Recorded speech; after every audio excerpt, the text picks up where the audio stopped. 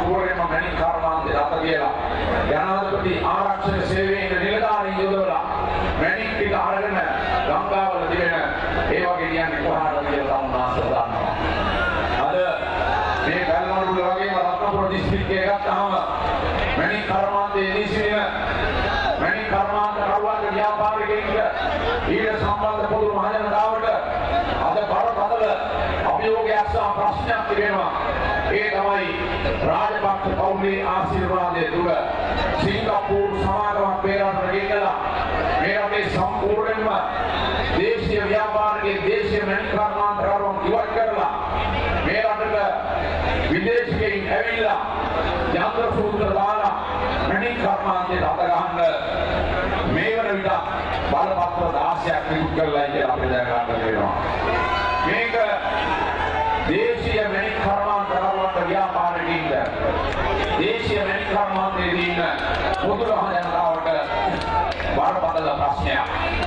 අපි තමුන්නාන්සලාට කියනවා ඉතා පැහැදිලි ලෙසම අපි මේ විදේශීය මැණික් සමාගම බලපත්‍ර අපේ ආණ්ඩුව තුළ පළවෙනි සතියේම අපි අවලංගු කරලා ගෙදර යනවා කියන එක කොහොම පැහැදිලිව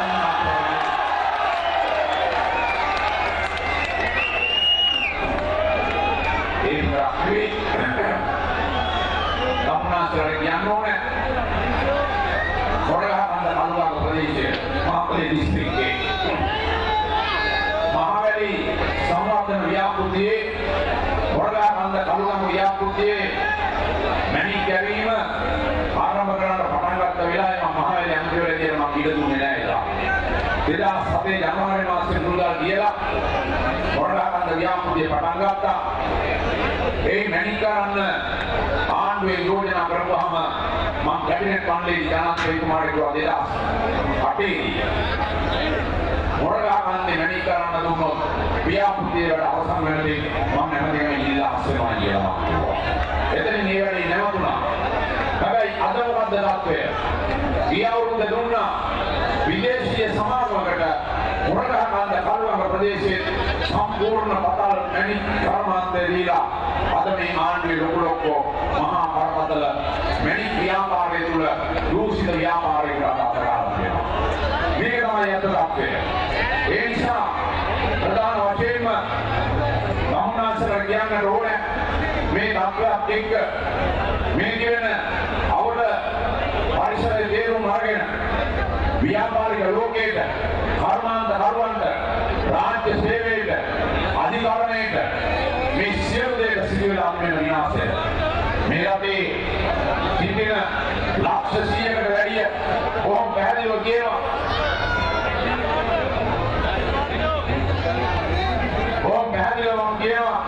තමුන්නාන්සලාට ආණ්ඩුවක් විදිහට අපි වැඩ කරනකොට ඒ සියලු තත්ත්වයන් සැලකිල්ලට අරගෙන කොහොම පැහැදිලි ලෙස මේ රටේ කෙරෙහි වෙනස්කම් රාශියක් අපි කරනවා.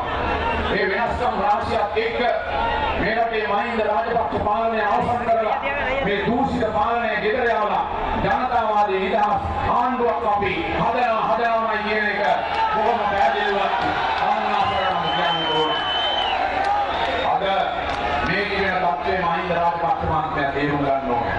පක්කඩිකමෙන් මැර බලයෙන් රාජ්‍ය බලයෙන් අපි බලයෙන් ධන බලයෙන් ඒගොල්ලන්ට පුළුවන් කමක් නැහැ මේ ජනතා බලවේගයේ වළක්වන්නට.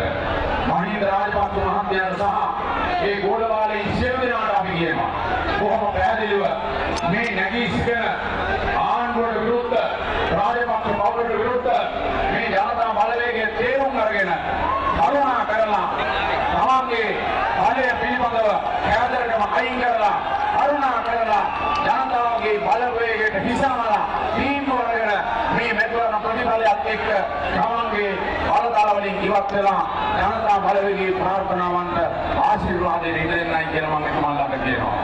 මේ අනුව තමුන්නාන්සලා අපි සෑම කෙනෙක්ම ඊටම පැහැදිලිව තේරුම් ගන්නට ඕනේ මේ තත්ත්වයන් එක්ක මේ රටේ වෙනස්කම් මොනවද කියලා ඉතින්.